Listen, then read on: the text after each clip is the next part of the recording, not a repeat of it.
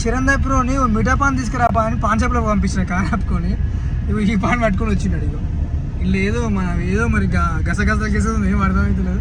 మరి కూరలు పుస్తకం తింటే మరి మొత్తం కింద పడిపోతున్నాం. మరి ఇక తిన్నాడు. అంజూరు ఉంది, మళ్ళీ ఏదో బాదం గింజలు ఏవో వేసిర్రా నాయన. ఈ అమ్మ చూడరు ఇక అంజూరులో వేసిండు, కిస్మిస్లో వేసిండు, బాదం వేసిండు. ఇది మిఠా పాన్. ఇది మా శిరందాయ్ నన్ను పంపిస్తే ఇది పట్టుకొని వచ్చిండు.